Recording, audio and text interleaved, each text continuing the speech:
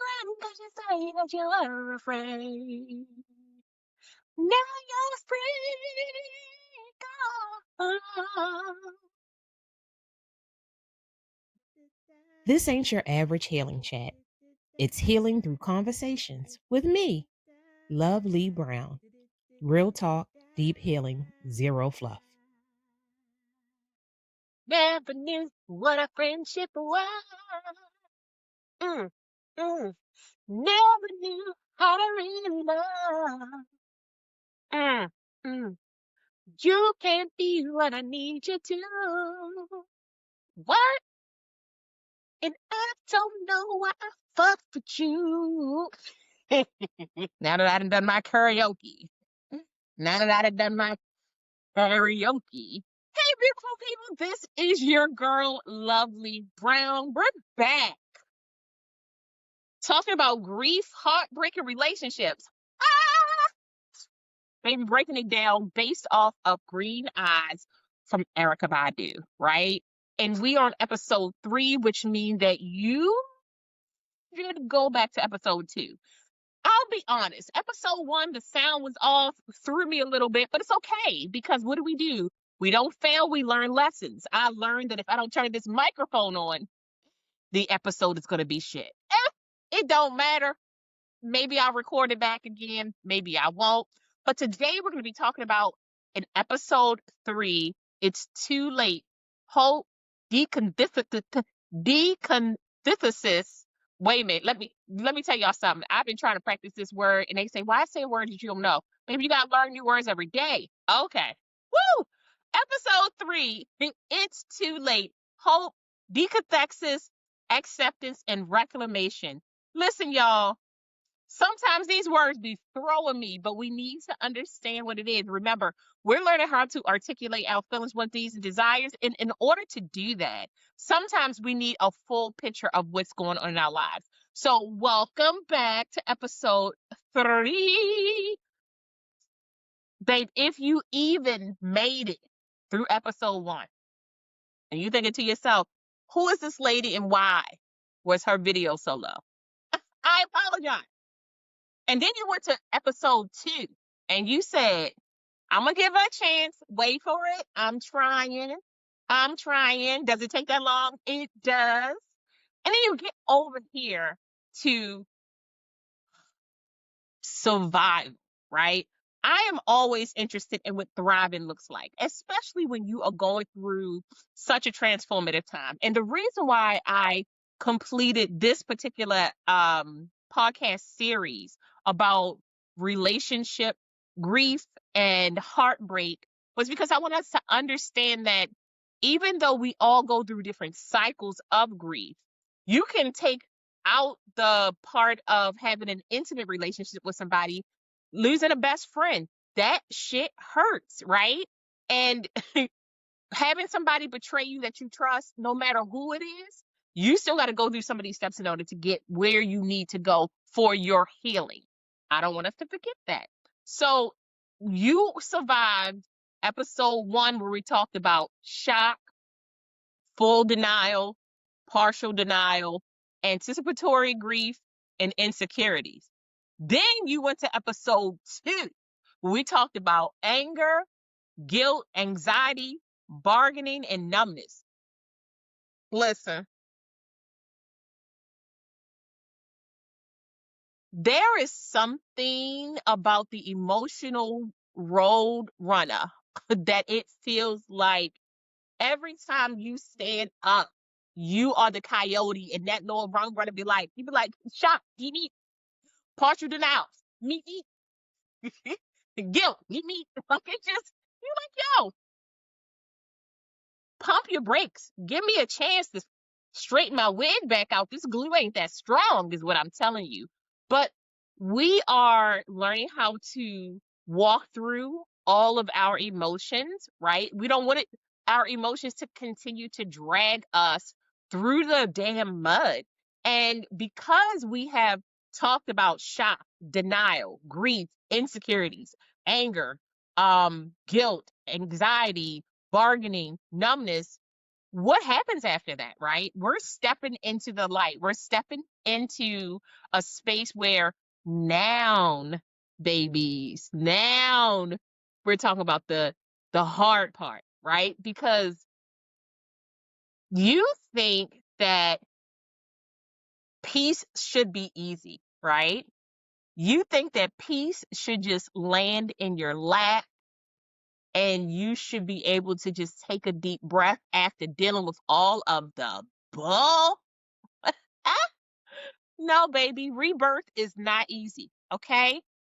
Rebirth is not easy because it's still a birth. And in order to give birth, you're going to bear some pain, right? And because we talked about all of that pain at the beginning with episode 1 and then episode 2, now we're walking into a space where we are talking and embracing and becoming invigorated about our peace. It's too late. Sing it. Never knew what a friendship was. Oh, never knew how to really love. Oh, sing it, girl. You can be what I need you to. Well, well, well, well, well, well, well. And I don't know why I fuck with you. Yeah, yeah, yeah, yeah.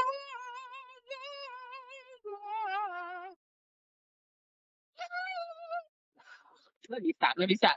Okay, so first we're going to talk about hope, right? The return of light, not false hope, not false positivity, because you know that shit don't last. It don't last. We left denial because that's what we're focusing on, right? When you're focusing on hope, we've accepted that some things have happened, right? We've accepted it.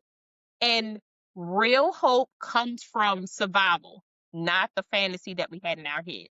I mentioned in episode 1 or 2 that a lot of us get stuck in the hope of, right? We get stuck in the hope of things getting better. And a lot of the times it's not going to get better. And once we accept the fact that the person that we thought we were going to be with, we're not going to be able to be with them, it's not going to work out. Or if we're going to be with them, the relationship that we had prior to D-Day doesn't even exist anymore, right? You have to be a whole different kind of you because it takes a lot of work, inner work and communal work in order for a relationship to truly make it past heartbreak and grief, infidelity, secrets. It really takes a lot for that to happen. So I want us to understand that when we're talking about hope today, we're talking about real hope, right? Real hope, it may like real hope ask you questions, but it's the it's statement questions. Like, right? Maybe I can rebuild. Could be a question mark. Or depending on how you said it with your chest, as Kevin Hart said, maybe I can rebuild, right? You can say, maybe my heart will beat normally again. Or you can say, maybe my heart will beat normally again. You could say, maybe love in the future won't hurt like this. Or you can say, maybe love in the future won't hurt like this because I'm putting in the work right now. Hope shows up after denial dies and the truth kind of settles in. Again, acceptance. We have to accept the heartbreak. And I know you're like, what? Listen, you have to accept that something is what it is. The truth is what it is. It's not the fantasy of what we want it to be. It's not the fantasy of the life we perpetuated in our head. It's not the fantasy of the person that we wanted to be. It's not even the version of this ourselves that we thought we were going to be, right? It's a whole different kind of liberation and acceptance. It takes the pressure off your shoulders so that you can start making room for new bricks to be laid, for new foundation, new concrete to be poured, right? That's what we're looking for when we're talking about finding hope. And in order to find hope, you have to find peace first. And finding peace means accepting that something isn't what you thought it was, but learning how to rebuild after something like that happens. I wish that nobody had to be hurt, honest to God, because nobody deserves that shit. But if you're going to have to learn a lesson, you want to learn how to have emotional mental health tools to help you get through what you're going through. You also want to learn how to articulate your feelings, wants, needs, and desires so that you can um, advocate for yourself at therapy, counseling. If you are a person who needs to see a psychiatrist or a psychologist, maybe you have a coach or a mentor, right? It can feel like everything around you is burning and falling apart when you don't feel like your world is steady. So that's why we're talking about hope, because you have to have those moments of real, real acceptance. The maybe, right? The maybe is that first brick laid. It's the first pour of the concrete. It's the first time that you say, I can make something out of this. I don't exactly know what yet. However, I know that if I keep moving forward and I keep focusing on finding my peace, I can hope that these things work out and then move forward from there, right? That's what we're looking for. All right, baby. So who has ever heard the word decathexis? Go ahead, lie to yourself. Lie to yourself. All right, because majority of us have not heard decathexis. We have not. Maybe I'm speaking for myself. My insecurities. I didn't even know that this word existed until I started doing some research and I said I need it. But what is decathexis? When your heart unhooks itself, do you even realize? Detach, right? Decathexis. When your heart detaches so that it can start beating again, it can find its own rhythm. I was like, boy, yeah, boy, I was so pumped, right? Because this right here, this this is a stage that is so sacred. Decadexes means withdrawn emotional investment. Detachment, baby, in the most powerful form. Because now you have to find your own rhythm. You have to find your own palpitation. You have to figure out what works well for you, right? You're pulling back your energy. You're closing the emotional portal that that other person had over you, and that the hatred, that the insecurity, that the denial, that the shock, that the guilt had over you. And you're calling your spirit home. You're taking back your power. You're putting it back in your chest. Remember, we were saying it with our chest. Maybe I can, and not maybe I can. So I think that this right here is one of the most transformative spaces, because it now gives you the power to either take back your energy, take back your spirit, take back your power in a way that is powerful to you and that spreads out in a way that allows people to see you setting new boundaries for yourself, people allowed to see how you're connecting spiritually with yourself, people see how you've changed your language, the way you speak about yourself into others, the way you have cut off certain portals because they're trying to feed into a narrative that no longer serves who you are or who you are trying to to become. And this is the time where when you say their name, your voice doesn't shake, right? It doesn't make your heart hurt so bad. Remember, when you're saying or talking about withdrawing your heart, decathexis, decathexis, decathexis, decathexis, decathexis, decathexis. I couldn't even figure it out. Ooh, them stimming be insane sometimes. But remember, we are going to be in different stages. You may feel this stage pouring out of you at certain places, and then you may fall back a little bit into other spaces, right? Shock, anger, denial, all of those things can replay. It just depends on how much more of the story you learn, how detached you allow yourself to be, what kind of boundaries you actually set for yourself, the friendships and or people around you, associates who really value who you are and your boundaries, and they learn how to stop having these conversations and making you feel guilty because something didn't work out when they felt like, oh, you guys were just going to be the best. Well, if it was going to be the best, we wouldn't be here, but we are here, right? And until we figure out how to work through it and or get through it, I'm going to need you to sit 7 seats down. Fall off if you need to. I'm cool with that. So, decathexis, when you can emotionally withdraw investment from the things that would initially break you down after the heartbreak, right? Their names, songs, places that you used to go. You stop going to their social media pages. Again, like I said, this last part, this healing part is not easy because we are creatures of habit.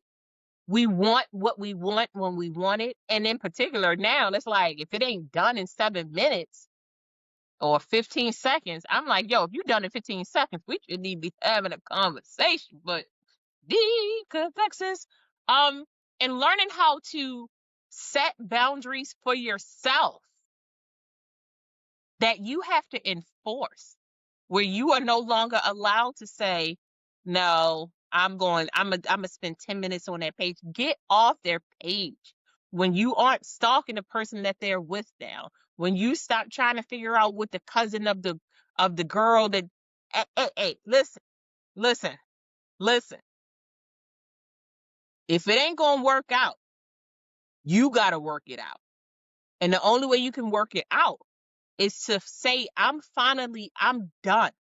Like I have to be over this in order to move on. I'm never even going to know the new me if I don't stop obsessing over what I thought was going to be. Because the bottom line is that if you go searching for some shit, you're going to stand in it. You're going to walk right into it. Who? Boo boo who? Boo boo the fool? Not me. Not me. I already did that. I did that at the beginning when people knew some shit was wrong and they ain't tell me about it because they weren't hurt my feelings. Now I gotta look at you suspect and everybody else suspect. You know what I mean? So like working on healing doesn't mean that it doesn't hurt. It usually hurts more in the healing space because you have to really swallow that acceptance pill. It's where you no longer see the fantasy. You see the truth and you accept it. You accept it. It ain't easy, but when you accept it, you now start setting yourself free to move forward. Decathexis is full denial's final opposition. It's when you no longer see the fantasy, you see the truth and you accept it. And that's when you can begin to really build a healing plan for yourself. That's when you can really start learning how to fully walk into your newer version of yourself. And when I talk about healing, I don't mean that one day you're going to wake up and the whole thing isn't going to hurt anymore. It's when you wake up and that song doesn't hurt anymore, that meal doesn't hurt anymore, that smell doesn't hurt anymore, right? It's when you can smell it, remember, get yourself to this where you know, oh, this is the thing. I deep breath. Okay, good. Keep moving, right? And that that can take some time. I won't even lie to you. When she said, I can't leave, it's too late, just make love to me just one more time and then you'll see, right? We we we be sometimes changing hope for ourselves and hope for the relationship. We be interchanging those. Close your legs. Everybody. Okay, so acceptance. Peace without permission. Mm-mm-mm. Peace without permission. Acceptance is where the emotional storm becomes a soft rain, right? It's where you like, I am so tired of of feeling this deep rooted pain. I want to change. Okay, it happened. I can't change that, but I absolutely can work on me, right? It's not that you don't care about everything that's happening.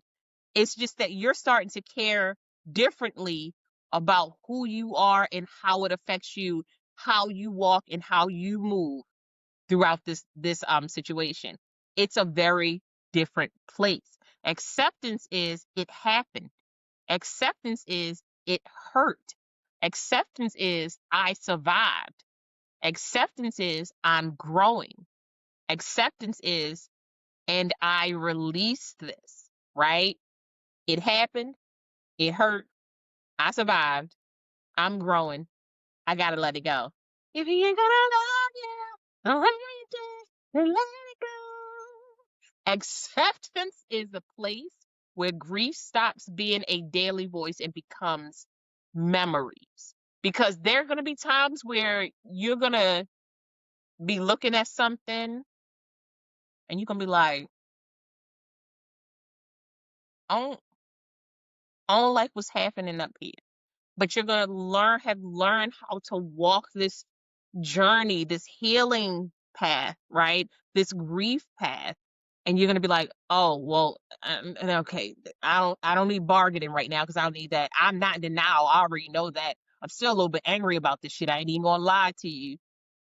I'm feeling a smattering of guilt be trying to tap on my shoulder, but oh no, not I. I will survive, right?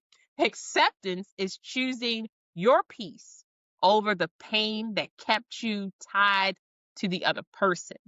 And I'm always trying to produce and write episodes that really resonate with me. Baby, when I was working on healing, I was ugly. I was ugly. My spirit felt ugly. Sometimes I couldn't see. My nose was spread, my lips was thick, the tears were plenty, the snot was full. Okay? I didn't want to eat, sleep, move, think. I just I just wanted to be a ball of emotions. And the the grateful thing about when you start really walking down a healing path for yourself and not for other people is that you will be introduced and or reintroduced to versions of yourself that you ignored because you were trying to just survive. When you start walking in your thriving self, and it doesn't mean that you're always in thriving. Sometimes you hop back over to survive. That's what kind of survival. That's what we do. But you will introduce yourself to new and or old versions of yourself that you lost and that you love, and you're going to have to work through those grieving processes with those different versions of yourself. So that's why when I talk about grief, it is grief is it's a living, breathing 365 24/7 thing. It's just how you learn how to get over the things that are happening. Every time you grieve, it's not this monumental thing. Sometimes it's just like, dang, right? Dang, I really missed that. All right, next time I'll pay attention. I'll put a reminder in my calendar so I can, catch that show because I really enjoyed that show. It's not always like drop down the wall 1995 R&B standing in the rain. It's it's not always that. Sometimes it's just you accepting the fact that it didn't go your way and learning that you don't have to forgive anybody for the things that they've done to you. The forgiveness is for yourself. But in that forgiveness, it allows you to set yourself free, right? It allows you to learn how to listen to your voice more. It's to learn how to embrace who you are. because you don't have to reconcile with the person who did something to you. Sidebar, you can reconcile with with the person who did something to you. That's your life. That's how you choose to live. But a lot of healing needs to happen on both sides in very new ways that in order for it to work, because the regurgitating heartburn that happens from heartbreak, it will burn your esophagus and you will start saying stuff out your throat. Your throat chakra will be saying some trifling things if you never make it to acceptance. You will be stuck in anger for a very long time and saying some stuff out your mouth that you can't minimize. Woo, you can't delete that words and then retype them over as they come out your mouth, because your ears don't have a recall button. They just don't, right? So acceptance is choosing your peace over your pain, and accepting the fact that you're learning how to sever the ties that connect you guys. I know I said a lot. But I truly like this section of acceptance is so huge. And sometimes we run right over it. But boy, oh boy, you might accept it on Tuesday. And then Wednesday, you be eating like a candy bar. Remember, we used to eat candy bars together, that line son of a. And now the candy bar is attached to the thought that you had 4 or 5 days ago. That, you know what I mean? So it's just when you can start cutting the strings and figuring out if you want to rewire anything that's attached to you, it makes such a big difference. Such a big difference. Reclamation, your return home, whatever home means to you. But that's where you get to start celebrating yourself. I am I'm such a fiend for mini celebrations, right? Things that you geek out about, and then you gotta be like, because those little things begin to it begins to build your Voltron for healing, and creating those foundations, those little teeny microcosms of celebration really help you start seeing a whole new, stronger, sometimes more gentle, sometimes more vulnerable version of yourself that is amazing, because reclamation is your personal homecoming. It's you with your band and your majorettes and your football team and your coach. You get to choreograph all of those things, right? Reclamation looks like laughing again without forcing it. Because you know how we do it when we say it. We be like, you sound like you crying, but you think you sound like you laughing. Dreaming again without it just disturbing your peace and causing you stress and anxiety and panic. Setting new standards. Set them fucking standards as high as you can. Set your standards so high you don't even recognize who you are, right? Because now you have to pull yourself up to your own standards. Sometimes, look, that fake it till you make it. Listen, pull together a couple different people, right? You got Claire Huxtable, all right?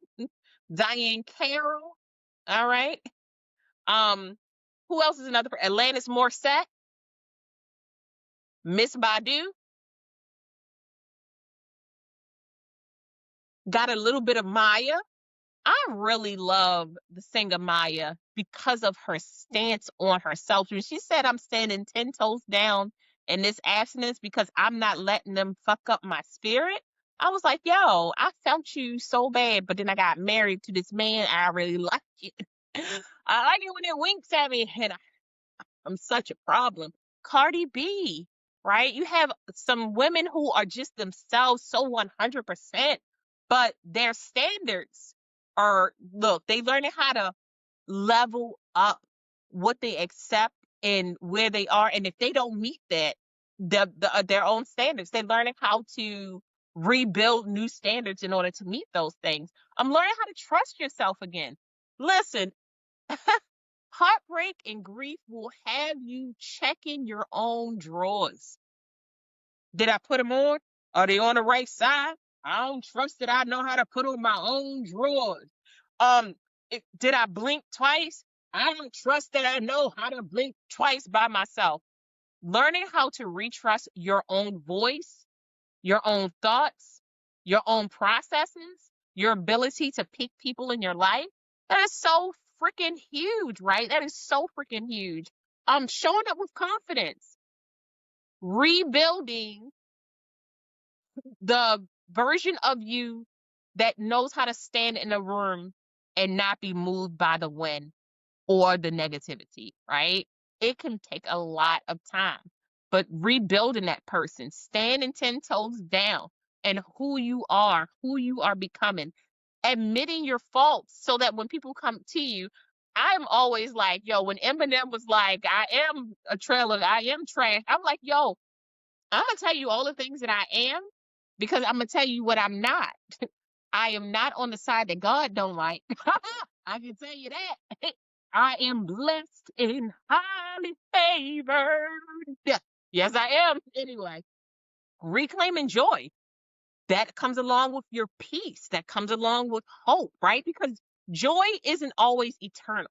Things happen in our lives that have nothing to do with this particular kind of grief, where you lose a little bit of your joy. But the joy is it's in the moon, it's in the sun, it's in the praise, it's in the prayer. Joy is in the smiles, in the it's in the taste bud, right? Like you get a bite of a biscuit and you be like, I don't know who baked this biscuit, but I'm about to kiss you square in your mouth. And you can't just be out here kissing people. It's the song coming on. It's your playlist hitting 6 songs in a row.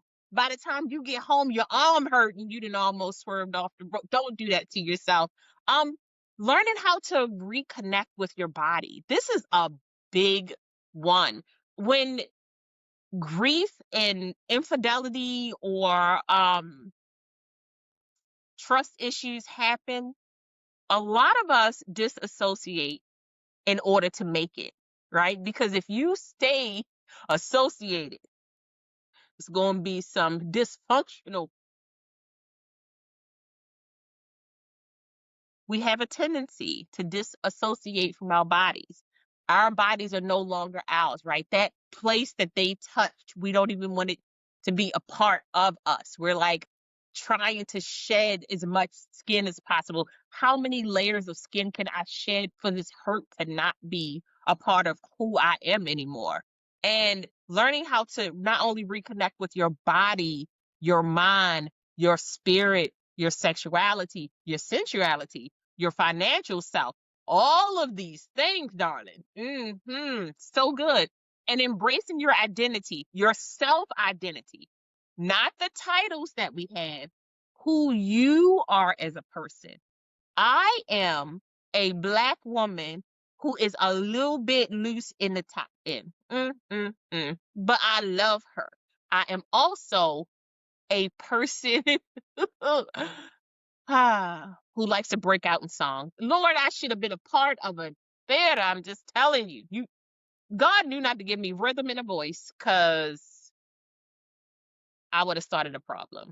But reclamation is when your heartbreak becomes your testimony. It's where you find sometimes passion in your testimony. It's where you get to a place where you can talk to other people about it and the hurt only fuels you to want to do more to help other people heal a little bit faster, right? That's where I got to.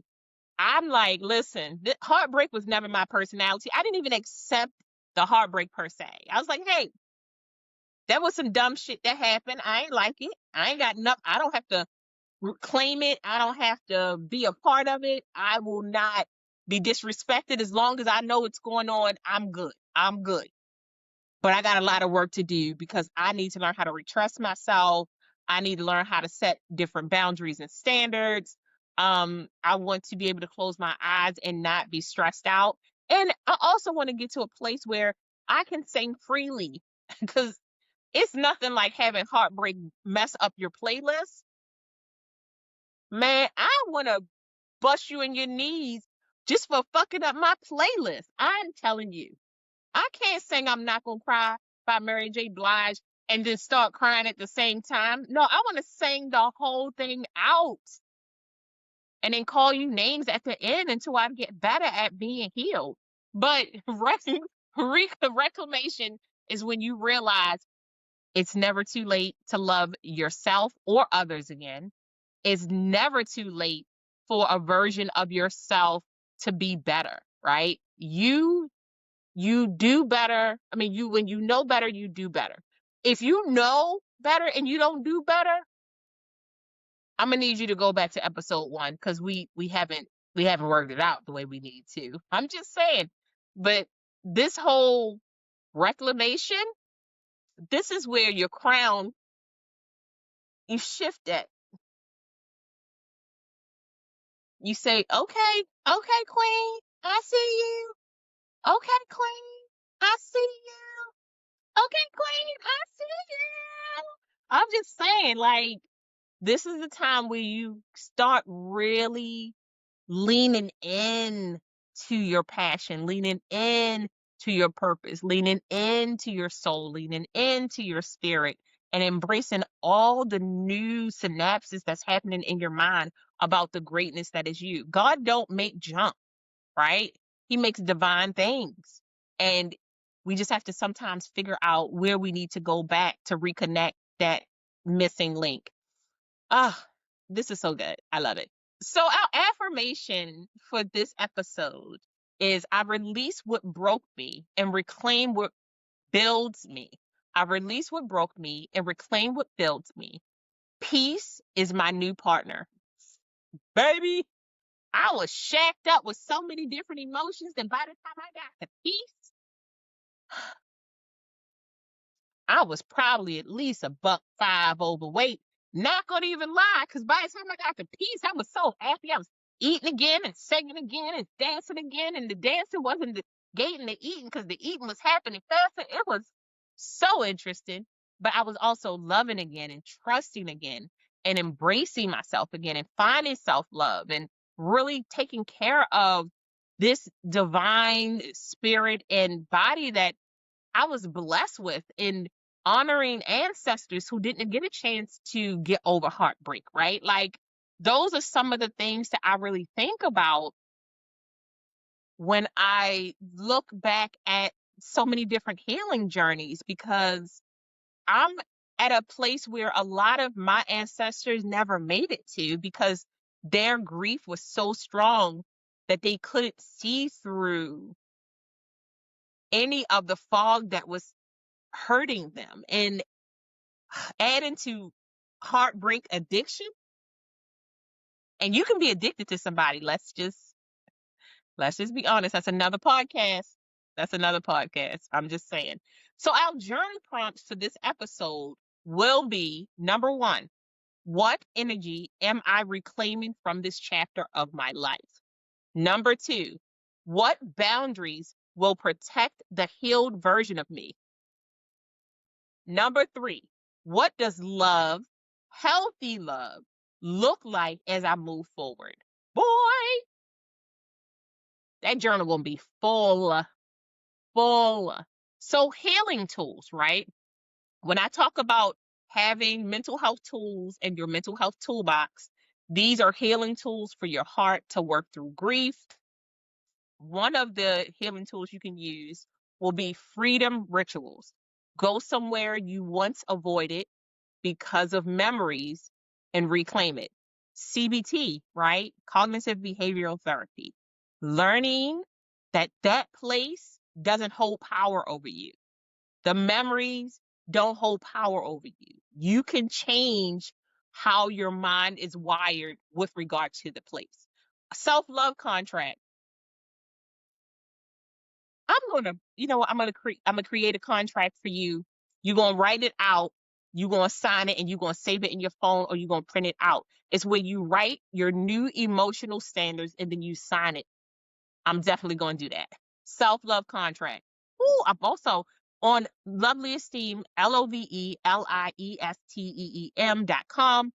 I have where you can write a format where you can read it and then write a letter to your younger self, to your past self, to your future self. It is so good, so therapeutic, and a gratitude for growth. Mm. And another tool you can use, gratitude for growth. Thank yourself for surviving full denial. Listen,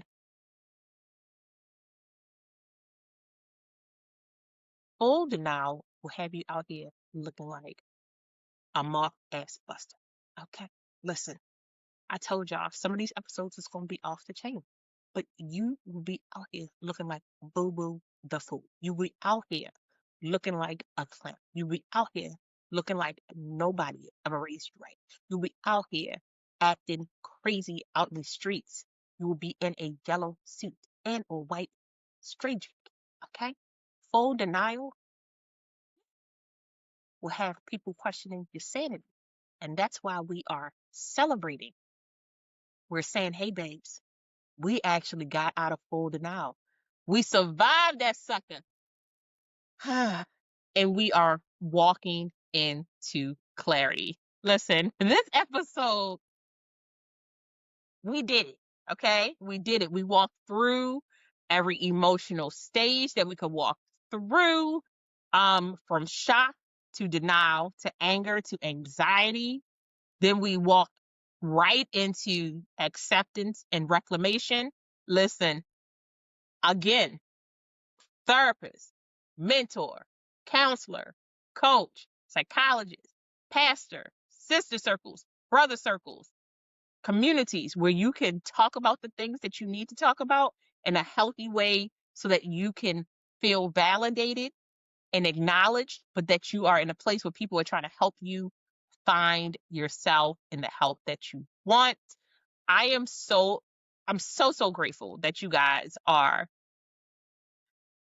just participating in this, right? Because being reborn after going through a grief filled relationship ending and or transformation is insane. But becoming yourself, becoming the next version of yourself, the next healthy version of yourself, the next healthy, fuller version of yourself, the next peaceful, healthy, fuller version of yourself, right? It's so super huge. And I'm so proud of you for even wanting to take the walk because that walk ain't easy, baby. I know you lost a heel in the back. I hope you got some sneakers on, some kids. Got them hospital little booties on with the grip on the bottom and it's twisted. I'm here for y'all. I'm here for y'all. Again, we're learning how to articulate our feelings, wants, needs, and desires so that we can better advocate for ourselves and the people that we love. I was almost lost. Until next time, I want you to find your softness. Stay strong, though, right? It's something so beautiful about finding strength in your softness. So sexy. And keep talking. Keep talking and send me messages. Let me know what other kind of podcasts you want me to talk about. I'm always willing to be very open. Share this with some people who you feel like I can't tell you that you're grieving, but maybe if you listen to this, it might help you out. You know what I'm saying? And I will start uploading the different stages of grief, the workbook. I'm also going to upload maybe a healing guide. I'm just going to work on a few things, put them on the website, and then I'll post about them so that you'll know where to look. But I'll talk to you guys soon. Lovely out.